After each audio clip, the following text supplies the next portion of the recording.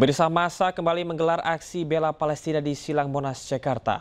Massa memperingati Nakba atau Hari Bencana Pengusiran Warga Palestina sekaligus mengecam kekejian Israel di Tanah Gaza.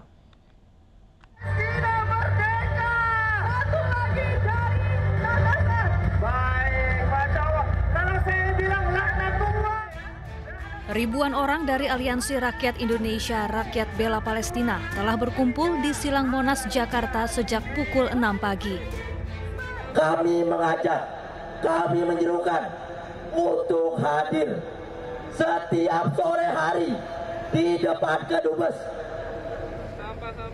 Mereka kembali menggelar aksi bela Palestina sekaligus memperingati Nakba atau Hari Bencana Pengusiran Warga Palestina yang terjadi pada tahun 1948.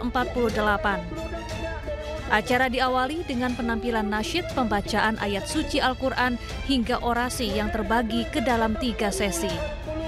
Mereka menuntut agar para pejabat Israel termasuk Perdana Menteri Benyamin Netanyahu segera ditangkap dan menentang relokasi Palestina untuk membentuk Gaza baru. Runtuh dengan sendirinya. Karena itu mestinya harus kembali ke sanubari, membela kemanusiaan, membela seluruh resolusi Majelis Umum PBB, dan tidak lagi melakukan veto dalam persidangan Dewan Keamanan PBB. Sehingga dengan keputusan Dewan Keamanan PBB tanpa veto Amerika.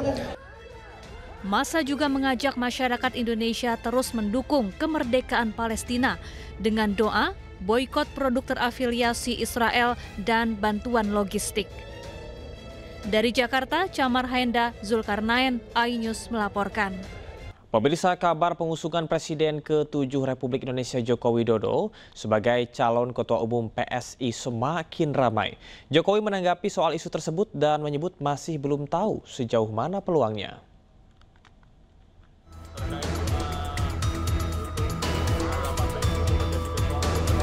Isu pengusungan Presiden ke-7 Republik Indonesia Joko Widodo sebagai calon Ketua Umum PSI semakin ramai. Penyebaran isu ini mengundang beragam komentar, termasuk dari beberapa elit politik. Salah satunya Ketua DPP PDI Perjuangan Jarod Saiful Hidayat. Jarod mempersilahkan Presiden ke-7 RI Joko Widodo untuk menentukan pilihannya, termasuk menjadi Ketua Umum Partai Solidaritas Indonesia. Jarod juga menegaskan Jokowi sudah bukan lagi kader, sehingga PDIP tidak akan ikut campur terhadap keputusan politik Jokowi.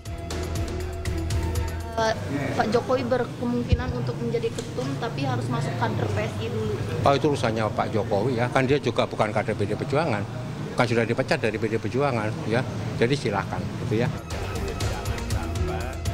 Menanggapi isu ini, Jokowi membuka kemungkinan maju sebagai kandidat ketum PSI. Menariknya, Jokowi masih kalkulasi dan mengaku belum tahu sejauh apa peluangnya. Jokowi juga berkelakar jika dirinya ikut mendaftar, jangan sampai dirinya kalah. PSI, Pak. Ketua PSI. Ketua Umum PSI, Pak. Iya, masih dalam kalkulasi.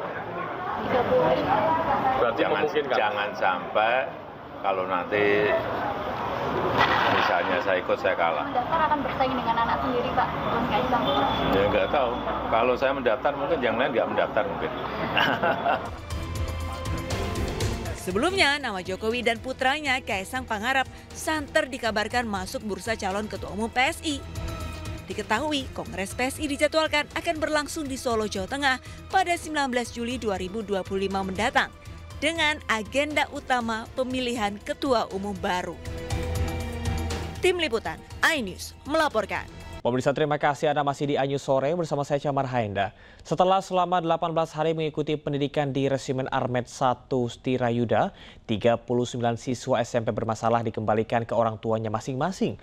Kelulusan para siswa ini pun diiringi tangis haru orang tua siswa.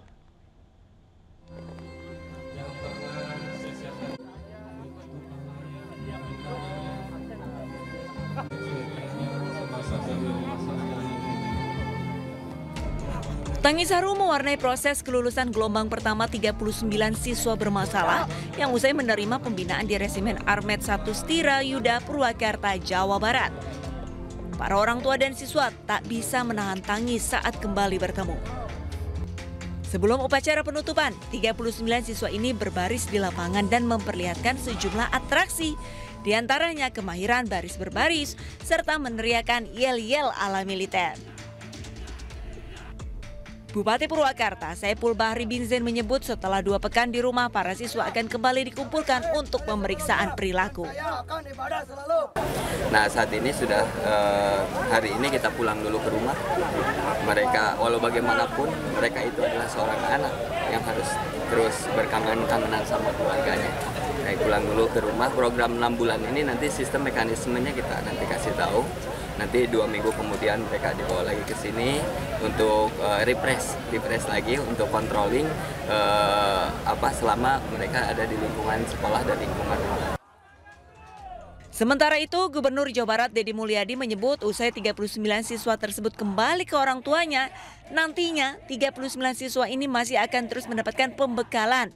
Namun hanya 1 minggu sekali atau bahkan 1 bulan sekali selama 6 bulan ke depan.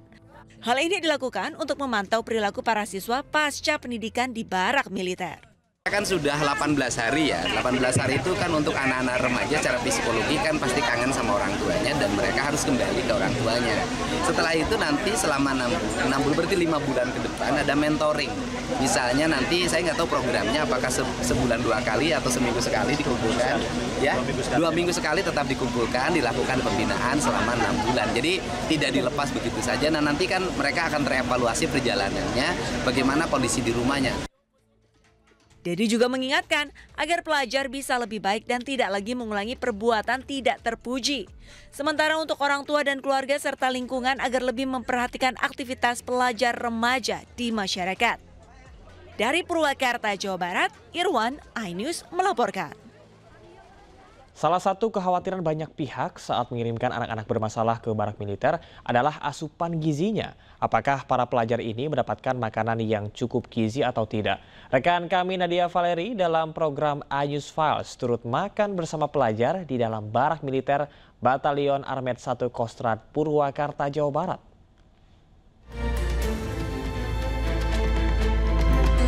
Lelah ikuti latihan baris berbaris, rasanya cocok sekali langsung santap siang. Menunya seperti apa ya?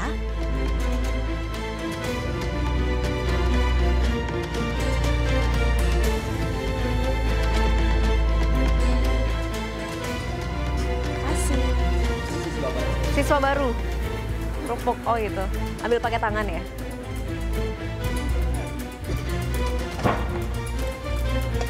Ya pemirsa, saat ini tepat jam makan siang. Saya ikut antri makan siang tadi bersama para siswa yang sedang pendidikan di Resimen Armet 1 Stirayuda di Sadang Purwakarta ini. Dan menu makanannya ini menu makanan sangat bergizi, 4 sehat 5 sempurna. Ini saya dapat nasi, ini ada karbohidrat nasi, ada kerupuk, ada sayur, ayam, tempe. Pelengkapnya ini jadi udah ada juga. Dan dapat susu juga. Tadi di dalam juga sebetulnya ada buah, juga ada air mineral tentu yang disediakan. Dan para siswa nanti mereka makannya secara serentak bersama-sama, menunggu seluruh siswa sudah dan mendapatkan makanannya masing-masing. Ya, jadi saya juga akan ikut mencicipi menu makanan yang disajikan saat pendidikan karakter di sini.